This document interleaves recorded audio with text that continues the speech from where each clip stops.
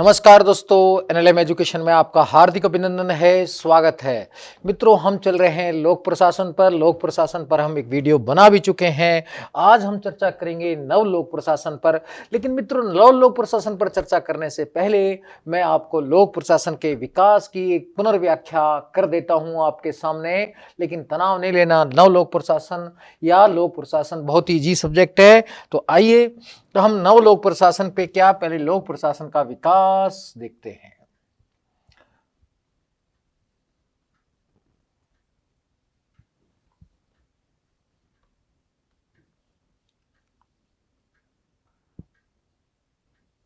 लोक प्रशासन का जो विकास है, हमने बताया था कि दो रूपों में हो रहा हुआ है। एक प्रक्रिया के रूप में जो प्राचीन काल से चल रहा है, दूसरा जो विकास है विषय के रूप में है।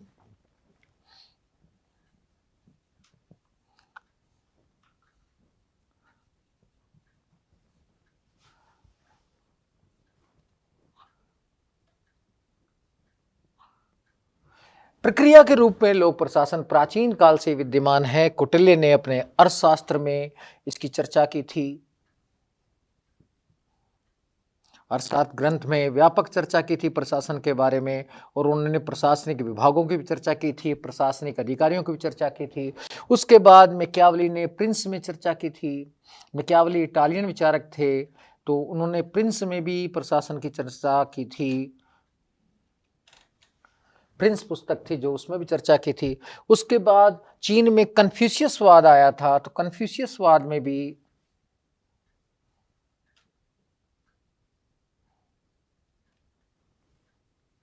प्रशासन की चर्चा की गई थी। उसके बाद बेसिकली जर्मनी में कैमरलवाद आया था। कैमरलवाद में भी जॉर्ज ग्रांट जैसे विद्वान जुड़े हुए थे। उन्होंने नव लोक प्रशासन की विशेष चर्चा की थी, लोक प्रशासन प्रशासनिक विभागों की चर्चा की थी और ब्यूरोक्रेसी की चर्चा की थी। तो कैमरलवाद जो समूह है वो जर्मनी में था, जो बेसिकली प्रशासनिक जो नीतियां हैं उनकी चर्चा करने में महत्वपूर्ण भूमिका निभाता है। तो प्रक्रिया के रूप में देखें तो लोक प्रशासन काफी प्राचीन काल से लोक प्रशासन में विद्यमान था, लेकिन विषय के रूप में इसकी शुरुआत 1887 से मानी जाती है। 1887 में जब वुड्रो विल्सन ने the political science quarterly magazine में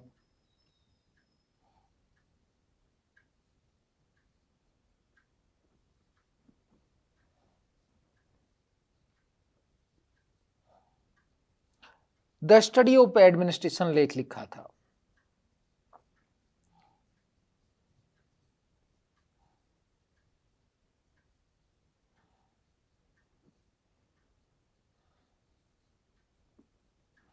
द स्टडी ऑफ एडमिनिस्ट्रेशन नामक लेख लिखा था, और इस लेख में इन्होंने कहा था 1887 के लेख में कि संविधान निर्माण करना सरल है, लेकिन संविधान का क्रियान्वयन करना कठिन कार्य है। निर्माण जो है वो पॉलिटिकल साइंस से संबंधित है, लेकिन जो संविधान का क्रियान्वयन है ये प्रशासनिक नीतियों से, लोक प्रशासन से संबंधित है। हमें लोक प्रशासन पर अधिक बल देना चाहिए और राजनीति विज्ञान से लोक प्रशासन को अलग करना चाहिए। तो इन्होंने डिको टाइम की बात की, द्विभाजन की बात की, यानी कि लोक प्रशासन और राजनीति विज्ञान को अलग अलग करने की बात की। तो लोक प्रशासन के विकास का विषय के रूप में विकास का पहला चरण द्विभाजन काल ही माना जाता है। अब हम देखते हैं कि विषय का विकास जो हुआ है कितने चरणों में हुआ है। हम सभी चरणों पर हल्का हल्का डिस्कशन करते हैं और फिर नवलोक प्रशासन भी पता चल जाएगा कि किस चरण में नवलोक प्रशासन आया है। आइए मित्रों, हम धीरे धीरे देखते हैं कि विषय के रूप में जो लोक प्रशासन का विकास है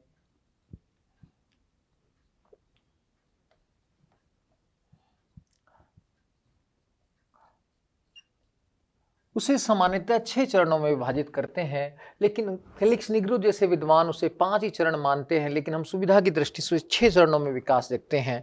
पहला जो चरण था वो द्विभाजन काल था।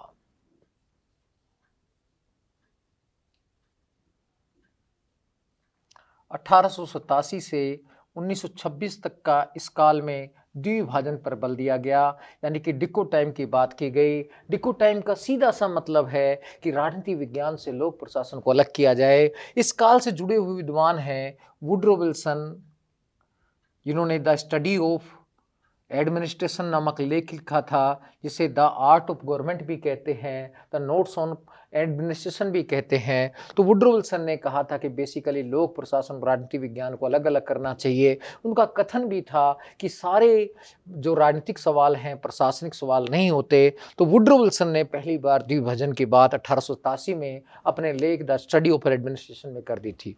फिर उसके बाद फ्रैंक जे गुडनाउ आए थे। फ्रैंक जे गुडनाउ को, जैसे मैंने आपको पिछली वीडियो में बताया था, इन्हें अमेरिकी लोक प्रशासन का जनक माना जाता है। इन्होंने 1900 में किताब लिखी थी पॉलिटिक्स एंड एडमिनिस्ट्रेशन, और इन्होंने भी लोक प्रशासन व राजनीति विज्ञान में द्विभाजन पर बल दिया था। उसके बाद एल.डी. वाइट का महत्वपूर्ण योगदान आता है, ये भी द्विभाजन पर बल देते हैं, और इन्होंने जो किताब लिखी थी an introduction to the public administration 1926 में लिखी थी। कौन सी किताब लिखी थी? एन इंट्रोडक्शन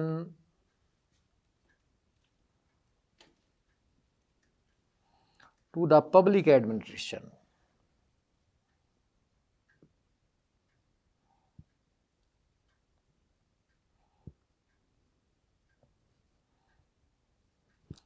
1926 में किताब लिखी थी। इसे लोक प्रशासन की पहली प्रमाणिक पुस्तक के रूप में मान्यता प्राप्त है। तो इस प्रकार से देखते हैं कि द्विभाजन पर ये तीन विद्वान बल देते हैं, और ये काल 1887 से 1926 तक चला, और इसमें कहा कि राजनीति विज्ञान से लोक प्रशासन को अलग कर दिया जाए। तो दूसरा काल कौन सा आया, तो वो भी हम ध्यान देते हैं। दूसरे काल पर भी मित्रों चर्चा करते हैं, तो आप इसमें भी तनाव नहीं लीजिएगा। तो दूसरे काल पर भी हम चर्चा करेंगे, तो आराम से शांतिपूर्वक चर्चा करनी है। तो आइए दूसरा काल देखते हैं। दूसरे काल में जो है सारी बातें आपको पता रहनी चाहिए। दूसरा काल जो है वो सिद्धांत निर्माण से संबंधित है। उसमें दूसरे काल में सिद्धांत निर्माण पर बल दिया गया। इसे वैज्ञानिकता का काल भी कहते हैं, इसे स्वर्ण युग भी कहते हैं। वैज्ञानिकता का काल या स्वर्ण युग भी कहते हैं। द्वितीय काल सेकंड युग है, सेकंड अवस्था है, द्वितीय अवस्था है। कौन सी अवस्था है? द्वितीय अवस्था। इसका काल क्या रहा मित्रों? कहते हैं इसका काल 1927 से 1937 तक माना जाता है। 1927 से 37 तक माना जाता है। इस काल में बेसिकली जितने भी विद्वान जुड़े हुए हैं वो लोक प्रशासन के निश्चित नियम बताने की बात करते हैं। जैसे कि बेसिकली जो है लूथर गुलिक हैं, उन्होंने लोक प्रशासन के 10 नियम बताए थे, जैसे पद सोपान, समन्वय, आदेश की एकता, निर्देश की एकता, ऐसे करके 10 नियम बताए थे। इन्होंने निश्चित नियम बताए थे जो परंपरागत लोक प्रशासन से जुड़े हुए हैं। तो पद सोपान है, आदेश की एकता है, निर्देश की एकता है, समन्वय है, ऐसे सिद्धांत जो है इन्होंने बताए थे। उसके बाद हेनरी फ्योल ने 14 नियम बताए थे। हेनरी फ्योल को भी परंपरागत राजनीति शास्त्र का जनक भी कहा जाता है। तो हेनरी फ्योल ने 14 नियम बताए थे। फिर लूथर गुलिक महोदय आए थे। लूथर गुलिक महोदय ने बेसिकली पहले 8 नियम बताए, और बाद में उन्हें चेंज कर 29 नियम में बताए। ये आपको ध्यान रखना चाहिए कि लूथर गुलिक नहीं, एल उर्विक आएगा मित्रों इसमें। तो एल उर्विक महोदय ने पहले 8 नियम बताए, बाद में उनको चेंज करके कितने नियम बता दिए? 29 नियम। तो ये आपको ध्यान रखना है मित्रों कि एल उर्विक महोदय की जो थे वो पहले 8 नियम बताते हैं, बाद में उनको बढ़ाकर 29 नियम कर देते हैं। तो ये आपको ध्यान में रखना है। एल उर्विक महोदय लोक प्रशासन के पहले 8 नियम बताते हैं, फिर 29 नियम बताते हैं। पहले कितने बताए? 8। और ये नियम जो थे सारे परंपरागत शास्त्रीय नियम से जुड़े हुए थे, परंपरागत सत्ता से संबंधित थे। इस प्रकार के जो नियम आपको थोड़े मैं बताऊंगा, अभी आप टेंशन मत लेना। इसके बाद मुनेरेले आते हैं। कौन आते हैं? मुनेरेले। मुनेरेले क्या कहते हैं वो भी आपको ध्यान में रहना चाहिए, कि आपको बेसिकली मुनेरेले भी पता रहना चाहिए कि मुनेरेले क्या कहते हैं। द्वितीय काल में ही मुनेरेले जुड़े हुए हैं, और मुनेरेले जो बेसिकली थिंकर थे वो मुनेरेले 4 नियम बताते हैं।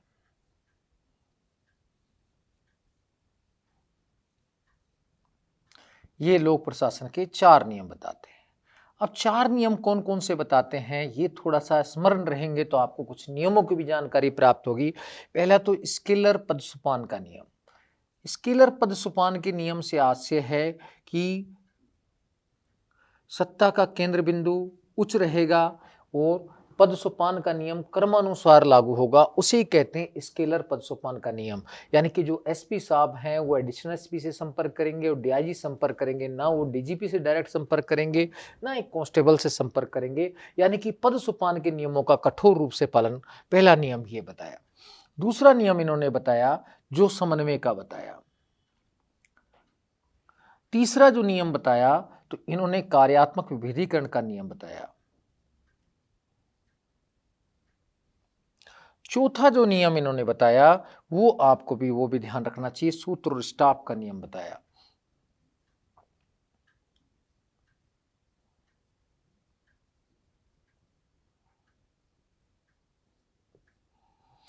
तो इन्होंने 4 नियम बताए, संगठन के महत्वपूर्ण 4 नियम। तो ये जितने भी विचारक थे इस काल से जुड़े हुए, जैसे मैंने कहा लूथर गुलिक ने 10 नियम बताए, हेनरी फ्योल ने 14 नियम बताए, अल्लेब्रुविक ने पहले 8 नियम बताए, फिर 29 नियम बताए, मुनेरेले 4 नियम बताते हैं। स्केलर पद सोपान का नियम, यानी कि पद सोपान के नियम का कठोर रूप से पालन, यानी कि पदों में एक निश्चित क्रमानुसार रहना चाहिए और एक पद पर बैठा व्यक्ति अपने कद जो क्रम है उसमें जस्ट ऊपर वाले से और जस्ट नीचे वाले से संपर्क कर सकता है, बाकी अन्य से नहीं। जैसे सिंपल है तो ये है, देखिए इसमें जैसे मान लीजिए यहाँ डीजीपी महोदय हैं, यहाँ एडिशनल डीजीपी महोदय हैं और यहाँ पर आईजी महोदय हैं, यहाँ डीजीपी डीआईजी महोदय हैं, यहाँ पर एसपी महोदय हैं। तो एसपी ये डीआईजी जो हैं ये आईजी से संपर्क कर सकते हैं और एसपी से संपर्क कर सकते हैं। डीआईजी महोदय डायरेक्ट एडीजीपी या डीजीपी से बात नहीं कर सकते। ये बेसिकली पद सोपान का नियम है। ना ही वो नीचे एडिशनल एसपी और डीवाईएसपी और थानेदार से बात कर सकते हैं। तो इसमें पद सोपान के नियम का स्केलर रूप से, कठोर रूप से पालन किया जाता है। समन्वय का मतलब है किस तरीके से संगठन में नियम समन्वय किया जाए, तो समन्वय पर, कोऑर्डिनेशन पर भी ध्यान देते हैं। फिर कार्यात्मक विभेदीकरण का मतलब है कि जो संरचनाएं जो रहनी चाहिए, उनकी जो भूमिका रहनी चाहिए उसमें भी स्पष्टता रहनी चाहिए। सूत्र तथा स्टाफ, ये अवधारणा भी आपकी आ रही है। सूत्र का मेनली जो संबंध है वो नीति निर्माण से होता है, स्टाफ का संबंध जो है विशेषीकरण से है। सूत्र मेन नीति निर्माण का कार्य करते हैं, स्टाफ जो होता है विशेषज्ञ होते हैं, सलाह देने का कार्य करते हैं। तो सूत्र तो मैनेजमेंट का कार्य करता है, स्टाफ उत्पादन का कार्य करता है। तो कहते हैं संगठन के 2 भाग होने चाहिए, एक प्रबंधन वाला, एक उत्पादन वाला। जो प्रबंधन वाला भाग है वो सूत्र का कार्य करेगा और जो उत्पादन वाला काम है वो स्टाफ का कार्य करेगा। यहाँ पर एक्स नियम का कठोरता से पालन किया जाएगा, यानी कि यहाँ पर आदेश की एकता, निर्देश की एकता जैसे नियमों का कठोर से, यहाँ वाई थ्योरी पर काम किया जाएगा, यानी कि यहाँ पर प्रेम से थोड़ा काम किया जाएगा। तो यहाँ पर सिंपल पदसोपान जैसे नियमों का कठोर रूप से पालन किया जाएगा। इस प्रकार से मुनेरेले 4 नियम बताते हैं। चारों नियम भी आपको ध्यान में रहने चाहिए।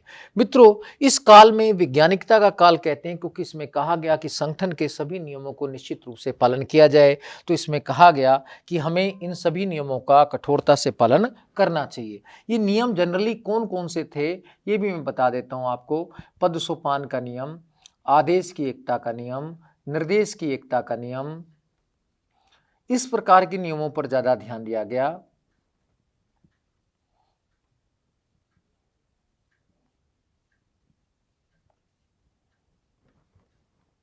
नियंत्रण का क्षेत्र, कि भाई एक व्यक्ति सीमित व्यक्तियों को ही नियंत्रित कर सकता है, तो नियंत्रण का क्षेत्र। समन्वय,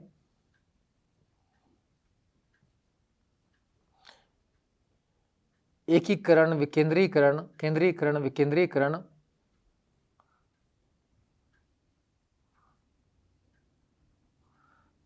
सूत्र स्टाफ,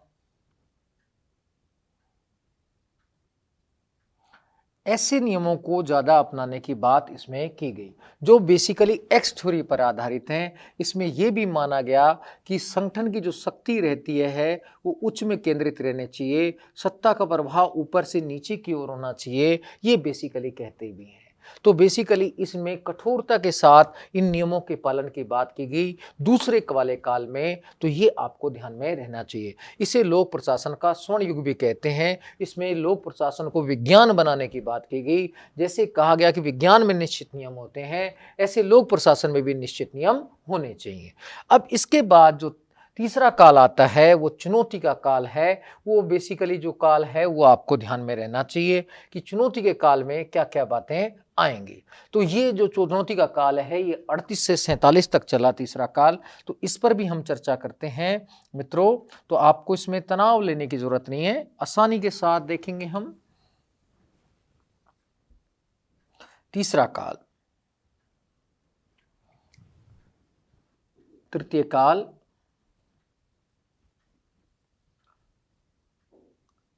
चुनौती का काल,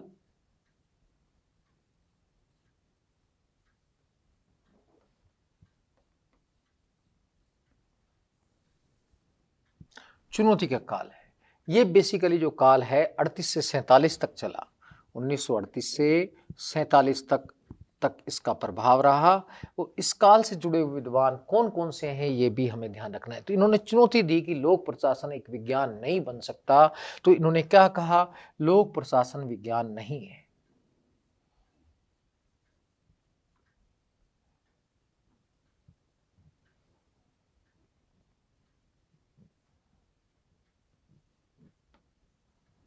क्या कहा, लोक प्रशासन एक विज्ञान नहीं है, ये बेसिकली इसमें कहा गया।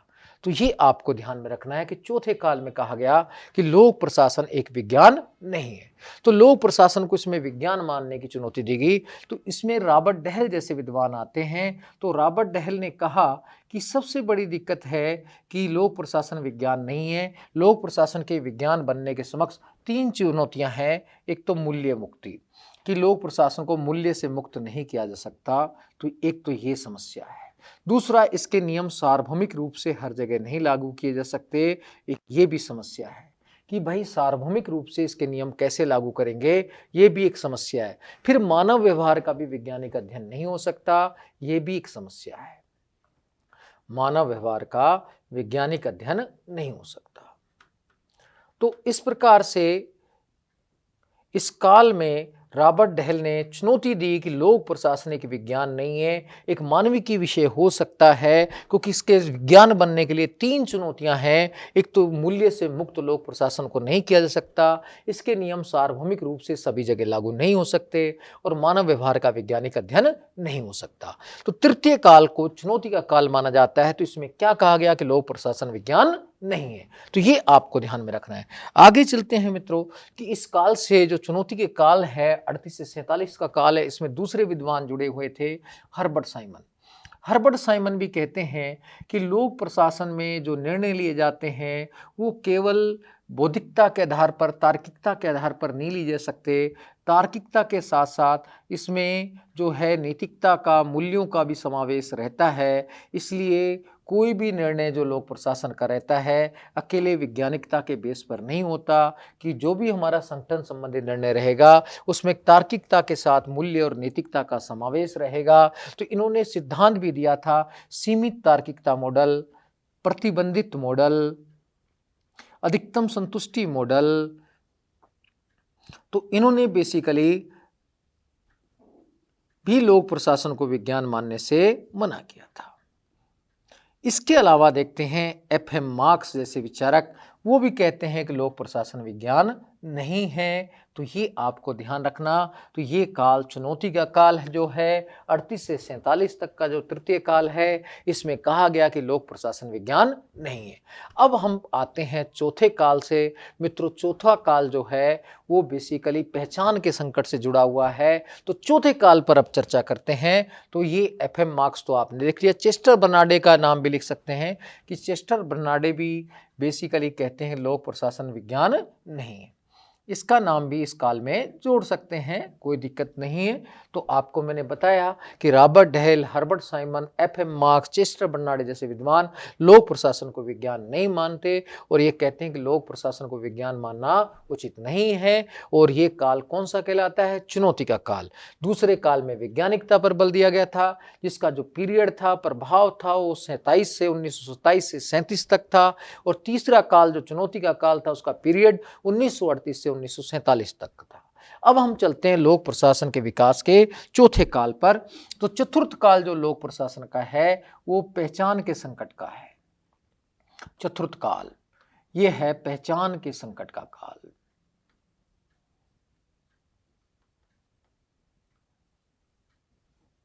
उन्नीस सौ 1948 से 1970 तक का काल,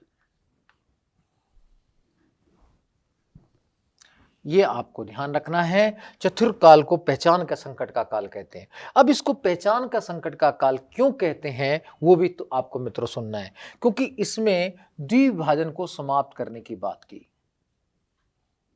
द्विविभाजन को समाप्त करने की बात की, तो बेसिकली आपको ध्यान रखना है। तो इसमें कहा गया कि द्विविभाजन नहीं होना चाहिए, लोक प्रशासन और राजनीति विज्ञान में द्विविभाजन नहीं।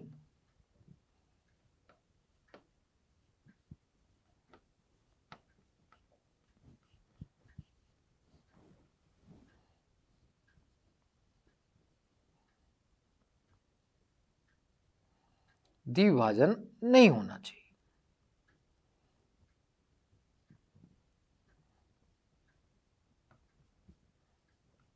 इसमें वापिस से राजनीति शास्त्रियों को, राजनीति विज्ञान के विद्वानों को लोक प्रशासन के सम्मेलनों में बुलाना शुरू कर दिया।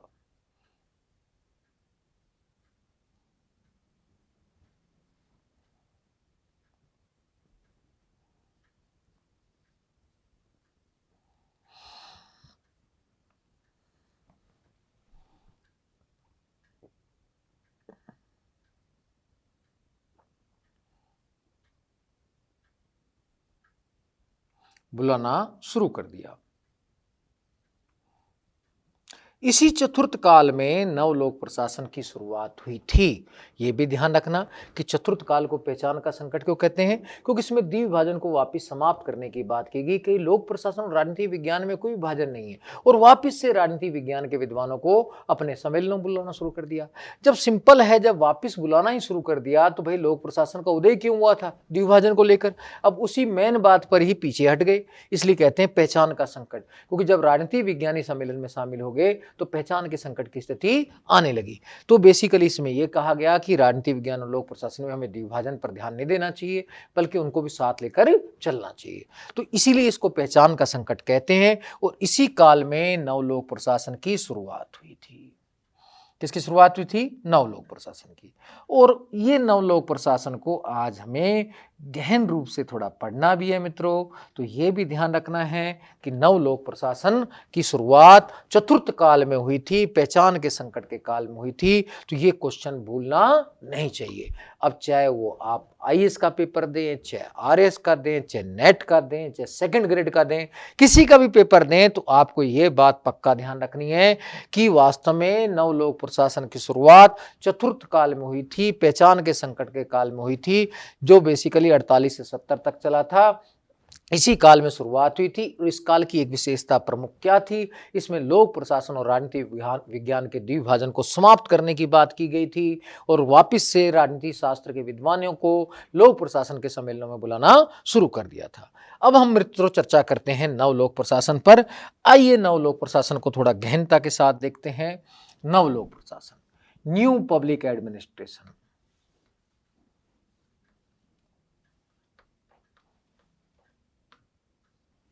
अब इसकी शुरुआत का काल कौन सा है? पहला तो ये ध्यान रखना चाहिए, ये चौथे काल से संबंधित है। कौन से काल से? चतुर्थ काल से, पहचान के संकट के काल से। अब ये बात तो मैंने आपको भी बताई। चतुर्थ पहचान संकट का काल, कौन सा काल? पहचान संकट का काल से संबंधित है। अब इसके उदय का कारण क्या है? पहले इस पर चर्चा करते हैं कि भाई नवलोक प्रशासन का उदय क्यों हुआ। इसके उदय का सबसे बड़ा कारण माना जाता है कि वो वियतनाम संकट और अमेरिकी प्रशासन के समक्ष चुनौतियां।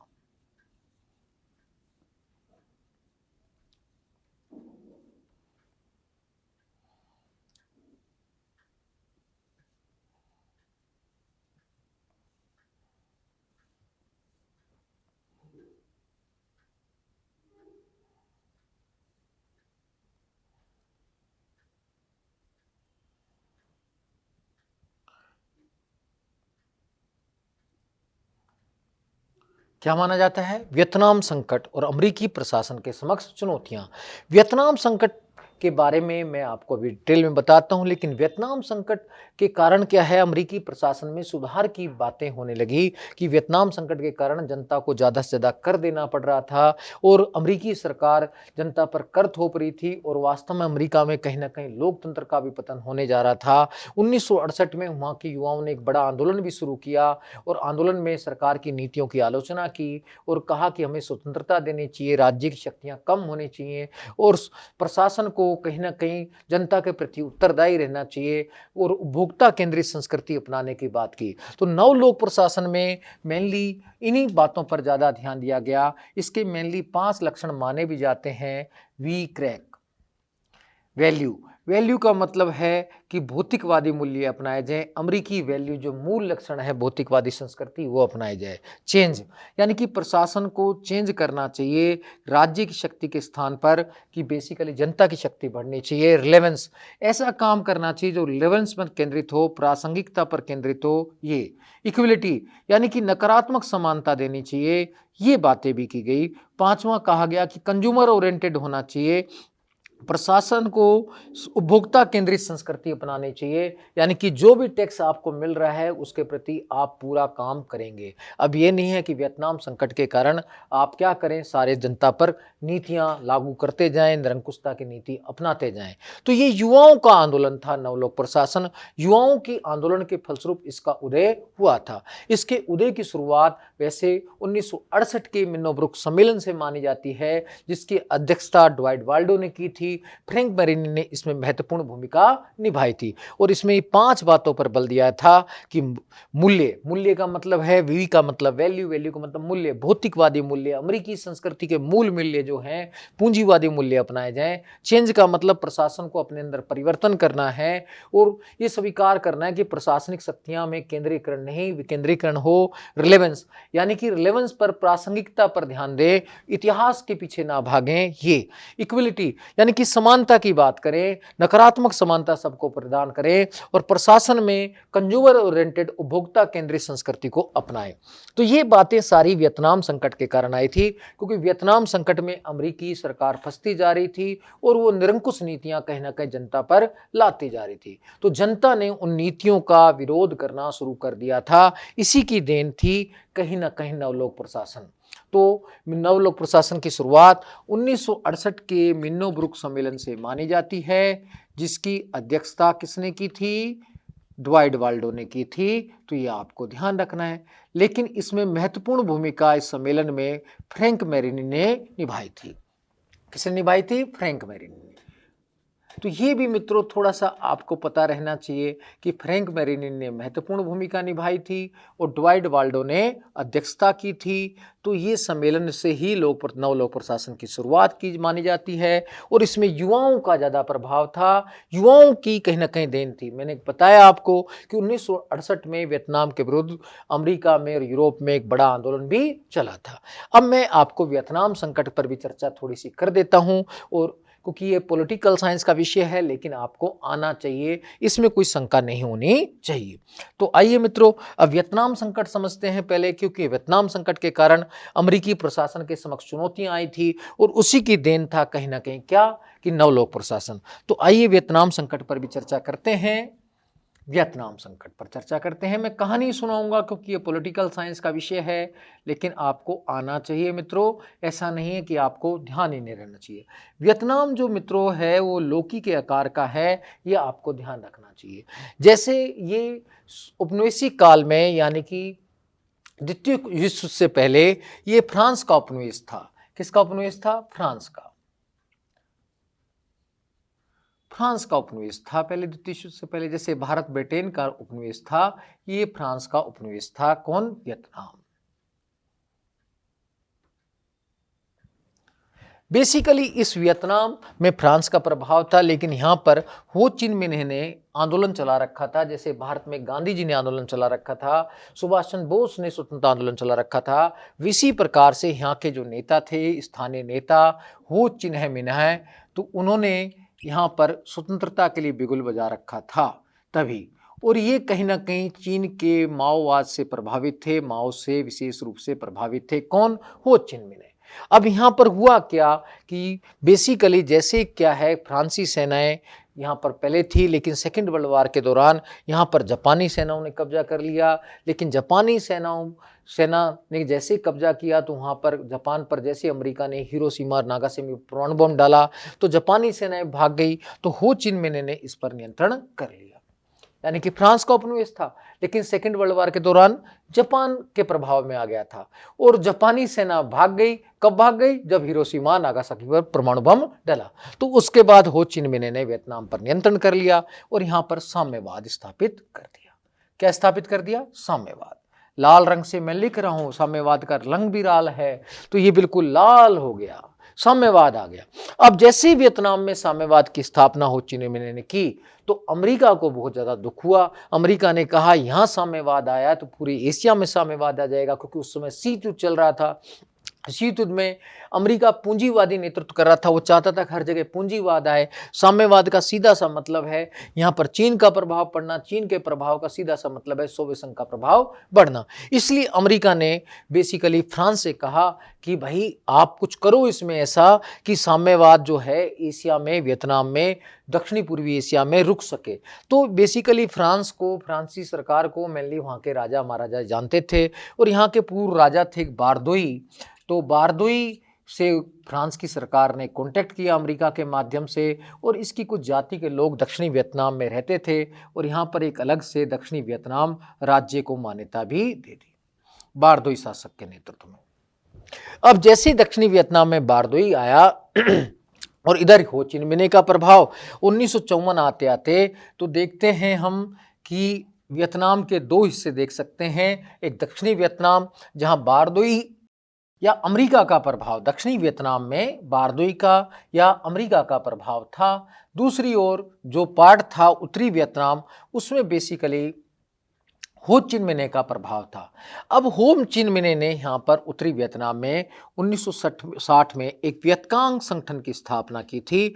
उस वियतकांग संगठन के माध्यम से उसने आम जनता को रोटी कपड़ा मकान देना शुरू किया।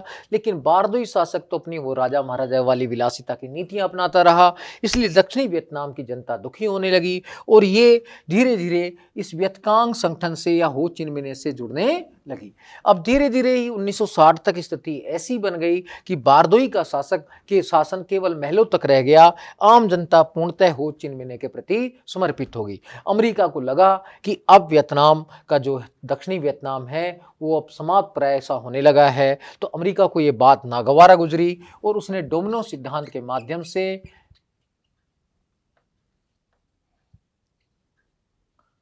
डोमिनो सिद्धांत के माध्यम से 1960 में दक्षिणी वियतनाम में अपनी सेनाएं उतार दी और उत्तरी वियतनाम की सेनाओं के साथ संघर्ष शुरू हो गया। लेकिन जो उत्तरी वियतनाम के हो चिन मिन्ह थे, ये छापामार पद्धति में एक्सपर्ट थे और जनता भी इनके साथ थी। तो यहाँ अमेरिका को हार का ही सामना करना पड़ा और अमेरिका को अपनी सैनिक जो सेना थी उसके बहुत ज़्यादा क्षति भी सहनी पड़ी। अमेरिका ने फिर छद्म युद्ध की कई बार नीतियां भी अपनाई, लेकिन जितनी युद्ध नीतियां अपनाई उसमें अधिकतर अमेरिका की हार ही हुई और अमेरिका का बजट हिलने लग गया इतनी हार बर्दाश्त से और अमेरिका की जनता पर कर ही कर लगने लग गया और अमेरिका में एक तरीके से निरंकुश शासन की स्थिति आ गई। चाहे पहले राष्ट्रपति जॉनसन थे, उनके समय इनकी शुरुआत हुई, तो उसके बाद निक्सन ने भी ऐसी नीतियां अपनाई। तो अमेरिका की जनता इस वियतनाम संकट के कारण कर देने से बिल्कुल परेशान होने लगी, क्योंकि इस वियतनाम संकट के कारण अमेरिकी बजट हिलता गया, अमेरिकी प्रशासन हिलता गया और जनता पर कहीं ना कहीं निरंकुश नीतियां अपनाता रहा। तो बेसिकली इसके कारण, तो इसमें से कुछ घटनाएं भी मैं आपको बता देता हूं कि जैसे कि अमेरिका ने के साथ एक टोनकिन खाड़ी का युद्ध हुआ था 1964 में। इसने अमेरिका ने बिना मतलब वियतनामी सेनाओं पर हमला किया था। 2 अगस्त 1964 का हुआ था टोनकिन खाड़ी का युद्ध। तो ये क्वेश्चन पूछे, चाहे आपसे आईआर में पूछे, चाहे जीएस में पूछे, चाहे आरएस वालों से पूछे, क्योंकि मित्रों आईआर भी कहीं ना कहीं करंट अफेयर का भाग ही मानी जाती है। तो टोनकिन की खाड़ी का युद्ध जो है 2 अगस्त 1964 को हुआ था। तो इस युद्ध में क्या हुआ था मैं बता देता हूं आपको कि इसमें अमेरिका ने उत्तरी वियतनाम की जो नौसैनिक टुकड़ी थी, नावें थी, उन पर अंधाधुंध हमले किए थे। एक मेडाक्स जो गन थी, मशीन गन थी मेडाक्स, उससे हमले किए थे। इसलिए इसको मेडाक्स घटना भी, अमेरिका की यूएस मेडाक्स घटना भी कह देते हैं। तो इससे हमले किए थे जिसकी आलोचना पूरे विश्व में हुई थी। अमेरिका ने हालांकि ये बात स्वीकार तब नहीं की थी, लेकिन बाद में तत्कालीन अमेरिकी महासचिव ने 2003 में ये बात रक्षा सचिव ने स्वीकार की कि टोनकिन की घटना में अमेरिकी सैनिकों का हाथ था। तो इस टोनकिन की घटना के कारण अमेरिका की भाई आलोचना भी हुई थी कि अमेरिका ने इस मेडाक्स घटना को जन्म दिया।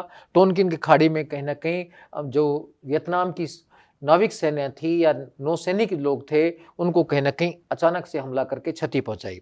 फिर क्या है, 1972 की भी एक ईस्टर आक्रमण की घटना आती है। ये ईस्टर आक्रमण जो है नीति, ये वियतनाम में चलाई थी और इस 72 के तहत उसने कहा था कि हम वियतनाम का एकीकरण करना है। तो वियतनाम, उत्तरी वियतनाम हो चिन मिन्ह की ईस्टर आक्रमण पॉलिसी के कारण कहीं ना कहीं पूरे वियतनाम में लाल झंडे का प्रभाव बढ़ा। ये किसने अपनाई थी 1972 में? हो चिन मिन्ह ने। फिर क्या है, 1972 में ही मार्च से लेकर मई तक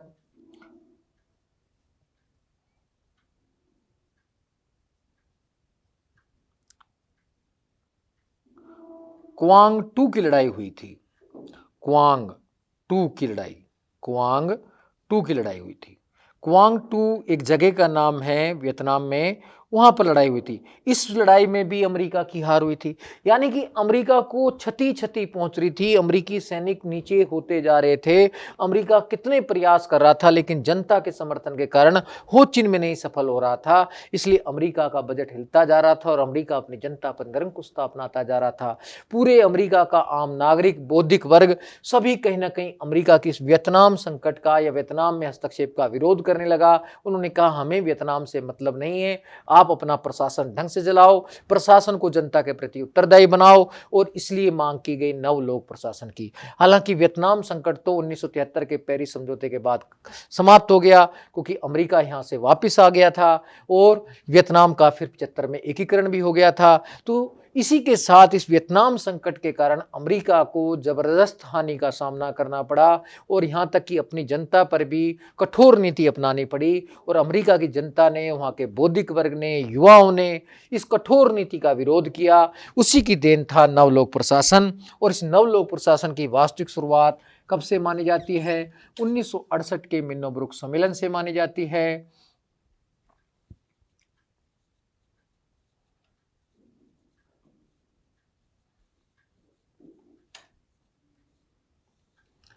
जिसकी अध्यक्षता ड्वाइट वाल्डो ने की थी। किसने की थी? ड्वाइट वाल्डो ने। और फ्रैंक मैरी की इसमें महत्वपूर्ण भूमिका थी। ये नवलोक प्रशासन जो था, इस पर युवाओं का ज्यादा प्रभाव था और इसमें उत्तरदायित्व की बात की गई थी। मैंने कहा इसमें मिन्नोब्रुक सम्मेलन में नवलोक प्रशासन के 5 जो लक्ष्य जो घोषित किए गए थे वो क्या थे? वी क्रैक थे। तो बेसिकली वी का मतलब वैल्यू, अमेरिका की भौतिकवादी वैल्यू, संस्कृति को बढ़ावा दिया जाए, चेंज, प्रशासन में आधारभूत परिवर्तन किया जाए और जनता के प्रति उत्तरदायी बनाया जाए, रिलेवेंस, ऐसे काम करें जो रिलेवेंट हों, हमें इतिहास से मतलब नहीं है, तो आज के संदर्भ में जो समस्याएं हैं वो आज के संदर्भ में निदान की जाए, इतिहास को छोड़ा जाए। तो इक्विलिटी यानी कि नकारात्मक समानता जनता को प्रदान की जाए, जनता के साथ समानता का नीति होनी चाहिए। ये नहीं है कि अभिजन वर्ग प्रभावशाली रहे। फिर बेसिकली कंज्यूमर ओरिएंटेड जो है प्रशासन हो, उपभोक्ता केंद्रित प्रशासन हो। तो ये सारे लक्ष्य इसके अंदर घोषित किए गए। तो मूल्य की बात की गई, परिवर्तन की बात की गई, हिंदी में देखें तो प्रासंगिकता की बात की गई, रिलेवेंस का मतलब प्रासंगिकता, और समानता की बात की गई, और बेसिकली उपभोक्ता केंद्रित प्रशासन की बात नवलोक प्रशासन के अंदर की गई। तो 5 लक्ष्य घोषित किए गए और इसके बाद इस मिन्नोब्रुक सम्मेलन के हल 20 वर्ष बाद सम्मेलन भी हुए। 1968 के बाद सेकंड सम्मेलन 88 में हुआ और 88 के बाद 2008 में हुआ। तो नवलोक प्रशासन को उन सम्मेलनों में भी नई दिशा मिली। अब मैं नवलोक प्रशासन का पूरा विकास आपके सामने प्रस्तुत करता हूं। आप बने रहिए, निरंतर देखते रहिए। आइए मित्रों, देखते हैं नवलोक प्रशासन का विकास। नवलोक प्रशासन का विकास देखने के लिए हमें थोड़ा मेहनत करनी है और इसके बारे में हमें चर्चा करनी है। नवलोक प्रशासन का विकास। नवलोक प्रशासन के विकास में सबसे पहला जो कदम था वो हन्नी प्रतिवेदन था। हन्नी, जॉन सी हन्नी ने एक प्रतिवेदन दिया था कि उच्च शिक्षा में और प्रशासन में क्या बदलाव लाया जाए। तो 1967 में हन्नी प्रतिवेदन आया, नवलोक प्रशासन की दिशा में पहला कदम माना जाता है।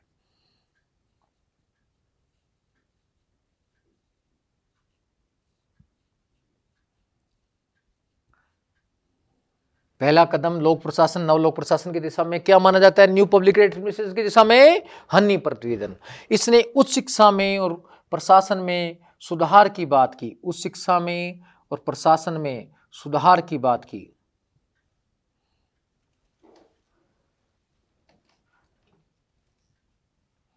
क्या क्या सुधार की बात की वो ध्यान रखना चाहिए।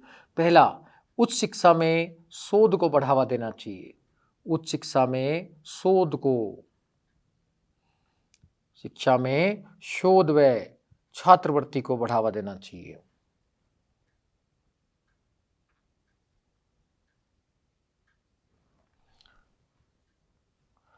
ट्रेनिंग पर, प्रशिक्षण पर विशेष बल देना चाहिए।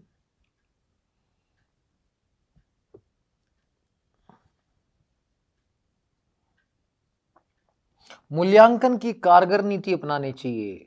मूल्यांकन कैसे करना है आपको, एवोल्यूशन, उसकी कारगर नीति। फिर इसमें कहा गया कि विद्वानों और बेसिकली जो प्रशासनिक अधिकारी हैं उनमें समन्वय, विद्वान व प्रशासन में समन्वय, यानी कि विद्वानों की भी कदर होनी चाहिए, उनके सुझावों की भी कदर होनी चाहिए। ये बातें सारी हन्नी प्रतिवेदन में की गई। इसे कहीं ना कहीं नवलोक प्रशासन की दिशा में पहला कदम माना जाता है। और इसमें शोध कहा गया कि रिलेवेंस शोध करें, शोध और उस शोध करने वालों को छात्रवृत्ति भी दी जाए, प्रशिक्षण पर बल दिया जाए, प्रशिक्षण में प्रशासन को कहीं ना कहीं जनता के प्रति उत्तरदायी बनाया जाए, मूल्यांकन की भी कारगर नीति अपनानी चाहिए, बार बार मूल्यांकन करना चाहिए कि प्रशासन और जो शिक्षा है वो कहीं जनता से दूर तो नहीं हट रही है, और विद्वानों और प्रशासन में समन्वय की बात करने की बात भी की गई। अब दूसरा जो प्रयास हुआ नवलोक प्रशासन की दिशा में, वो सेकंड प्रयास पर भी हम चर्चा करते हैं, उसे कहते हैं फिलाडेल्फिया सम्मेलन 1967। तो दूसरा प्रयास आइए मित्रों देखते हैं नवलोक प्रशासन की दिशा में। दूसरा एनपीए की दिशा में, न्यू पब्लिक एडमिनिस्ट्रेशन को एनपीए भी बोल देते हैं, डरने की जरूरत नहीं है। न्यू पब्लिक एडमिनिस्ट्रेशन मतलब नवलोक प्रशासन। इसमें जो द्वितीय प्रयास माना जाता है वो फिलाडेल्फिया सम्मेलन माना जाता है। फिलाडेल्फिया सम्मेलन 1967। इस सम्मेलन की जो अध्यक्षता थी जेम्स सी चार्ल्सवर्थ ने की थी। इस सम्मेलन की अध्यक्षता किसने की थी? जेम्स सी चार्ल्सवर्थ ने की थी। इस सम्मेलन में किन किन बातों पर बल दिया गया था ये भी आपको ध्यान में रखना है। पहला कहा गया कि द्विभाजन को समाप्त किया जाए, यानी कि लोक प्रशासन और राजनीति विज्ञान में जो द्विभाजन की बात है उसको समाप्त किया जाए। पहला, द्विभाजन को समाप्त किया जाए।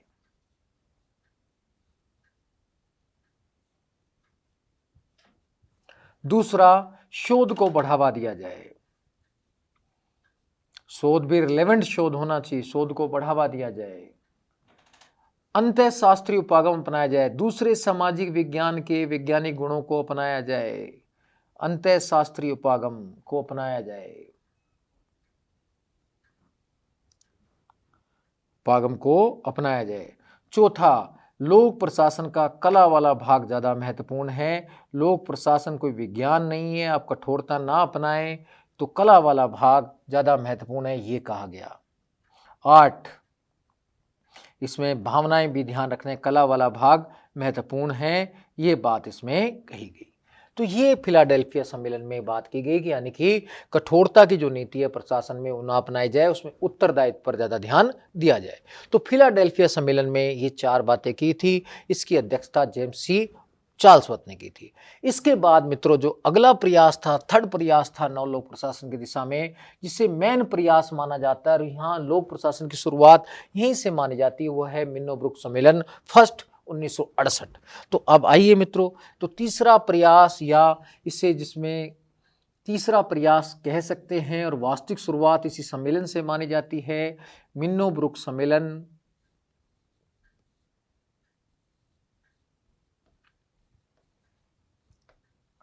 फर्स्ट 1968।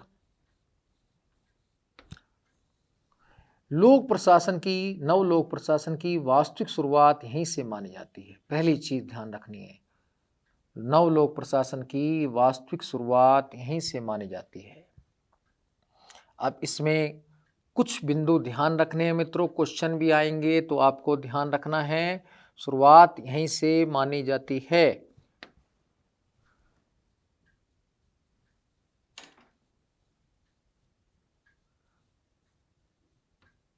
पहला क्वेश्चन ये बनेगा, तो ये ध्यान रखना।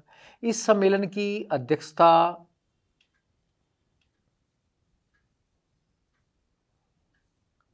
ड्वाइट वाल्डो ने की थी। किसने की थी? ड्वाइट वाल्डो ने।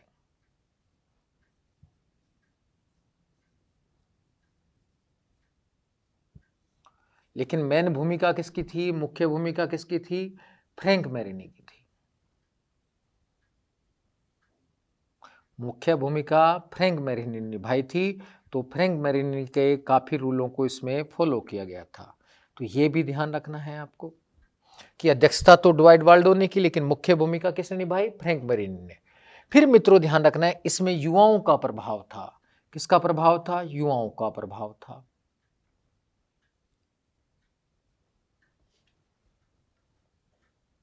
इसमें युवाओं का ज्यादा प्रभाव चला, तो युवाओं की बातें ज्यादा चली और इसमें 5 नीतियां अपनाने की बात की थी। वो 5 नीतियां क्या हैं? वो 5 लक्ष्य इसमें तय किए गए प्रशासन के, नवलोक प्रशासन के 5 लक्ष्य क्या हैं? वो थे वी क्रैक।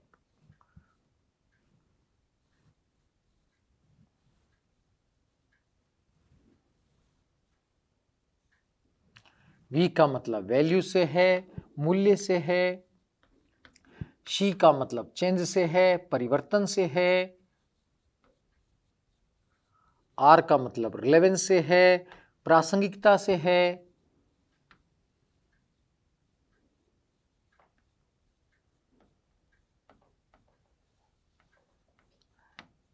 ई का मतलब इक्विलिटी से है, समानता से है। सी का मतलब कंज्यूमर ओरिएंटेड से है।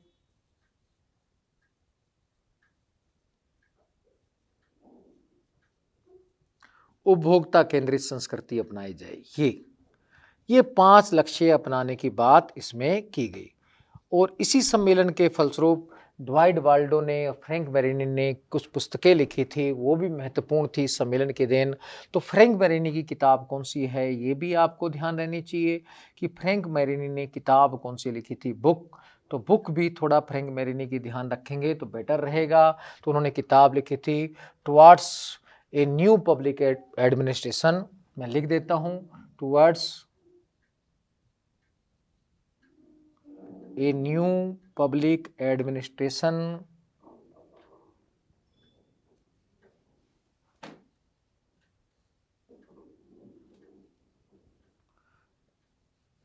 मिन्नोब्रुक perspective.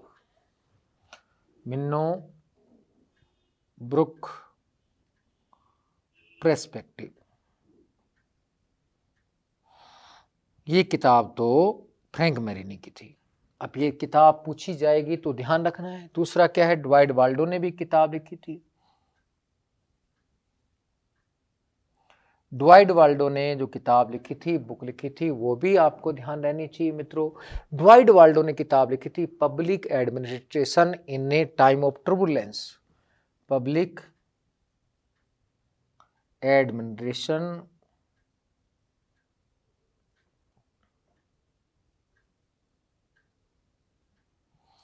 in a time of turbulence.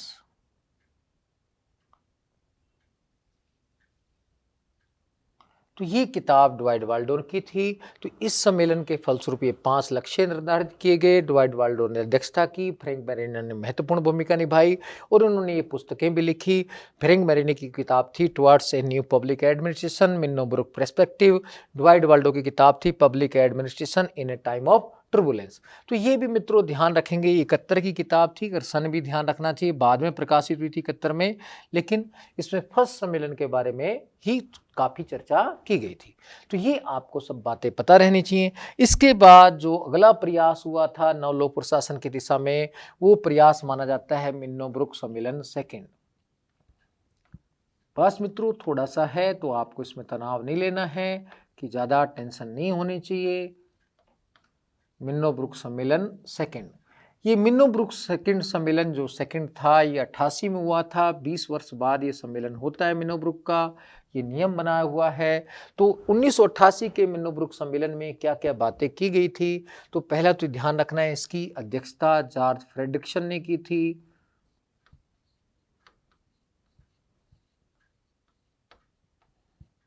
और इसमें 4DE पर बल दिया गया था। किस पर बल दिया गया था? 4DE पर। अब 4DE क्या है?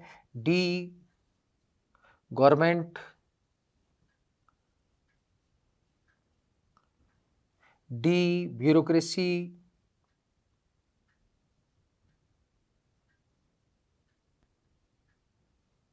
डी सेंट्रलाइजेशन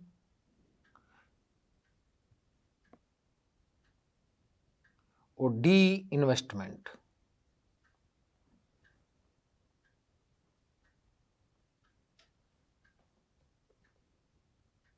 चार बातें की गई थी। तो डी गवर्नमेंट का मतलब सरकार की शक्तियां कम से कम हों, और डी ब्यूरोक्रेसी का मतलब नौकरशाही की शक्तियां कम की जाएं, डिसेंट्रलाइजेशन का मतलब सत्ता का विकेंद्रीकरण की जाए, डी इन्वेस्टमेंट का मतलब है अर्थव्यवस्था में, आर्थिक संस्थाओं में, आर्थिक उपक्रमों में सरकार की भागीदारी कम से कम हो। तो ये 4DE पर बल दिया गया था मिन्नो-ब्रुक सम्मेलन सेकेंड में, जिसकी अध्यक्षता फ्रेडरिक्सन ने की थी, और यह सम्मेलन 1988 में हुआ था। अब चूंकि इसमें ब्यूरोक्रेसी की शक्तियों को कम करने की बात की थी, इसलिए कि जो कुछ विद्वान कहना शुरू कर देते हैं, डी वारेन बेनिस जैसे कहते हैं। कौन कहते हैं? डी वारेन बेनिस कहते हैं भविष्य में ऐसे तो लोक प्रशासन नौकरशाही का अंत हो जाएगा। तो उन्होंने डी वारेन बेनिस ने कहा कि इसने डी ब्यूरोक्रेसी की बात की गई है, इसलिए भविष्य में नौकरशाही का पतन हो जाएगा। भविष्य में इससे नौकरशाही का क्या हो जाएगा? पतन। ऐसी बातें फिर डी वारेन बेनिस ने इस सम्मेलन से जो निर्णय हुआ उसके संदर्भ में कहा कि इससे नौकरशाही का पतन हो जाएगा। किसने कहा?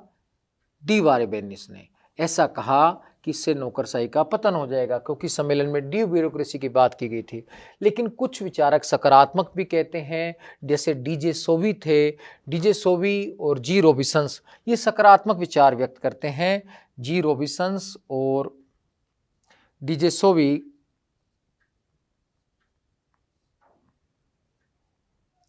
सोवी ये सकारात्मक विचार व्यक्त करते हैं। तो भी ये कहते हैं इससे कुछ नहीं होगा, नौकरशाही की भविष्य में समाप्त नहीं होगी, क्योंकि नौकरशाही ने सकारात्मक भूमिका अपना ली है, या नौकरशाही का सकारात्मक भूमिका अपना लेगी, तो इससे कहीं भी नौकरशाही का पतन नहीं होगा। तो जी रॉबिन्सन्स और डीजे सोवी तो कहते हैं कि सकारात्मक भूमिका होगी, नकारात्मक भूमिका कम हो जाएगी। लेकिन डी वारेन बेनिस तो कहते हैं इससे नौकरशाही का पतन हो जाएगा। तो मिन्नो-ब्रुक सम्मेलन सेकेंड के बारे में आपने पढ़ा, और जो मिन्नो-ब्रुक थर्ड सम्मेलन हुआ था 2008 में, तो उसमें भी थोड़ा सा चर्चा कर लेते हैं। जो थर्ड सम्मेलन हुआ मिन्नो-ब्रुक सम्मेलन, वो 2008 में हुआ था। तो बेसिकली थर्ड सम्मेलन में कुछ इम्पोर्टेंट बातें की गई, वो भी आपको ध्यान में रहनी चाहिए। मिन्नो-ब्रुक सम्मेलन थर्ड, तो इसमें 2008 में हुआ। तो इसमें जो अध्यक्षता की थी वो किसने की थी? कि रोजमेरी ओलेरी ने की थी। रोजमेरी ओलेरी ने की थी। ओलेरी ने अध्यक्षता की थी और इसमें कहीं ना कहीं कहा गया कि प्रशासन को जनता के प्रति उत्तरदायी बनाना चाहिए, ब्लैक पेपर्स आदि जारी करने चाहिए। तो इस प्रकार की बातें इसके अंदर की गई। तो इसके अंदर भी प्रशासन को जनता के प्रति उत्तरदायी बनाने की बात की गई। प्रशासन को जनता के प्रति क्या बनाया जाए? उत्तरदायी।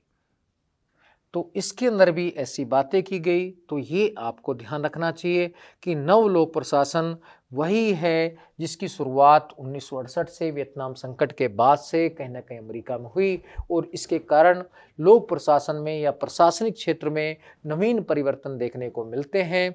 तो लोक प्रशासन में नवीन परिवर्तन आज तक ये जारी भी हैं। अमेरिकी प्रशासन में नए नए परिवर्तन आ भी रहे हैं। तो ये परिवर्तन सारे नव लोक प्रशासन का प्रतीक हैं। लेकिन कुछ विद्वान ऐसे हैं, टी गोलम्बिस्की जैसे विद्वान, वो नव लोक प्रशासन की आलोचना करते हैं।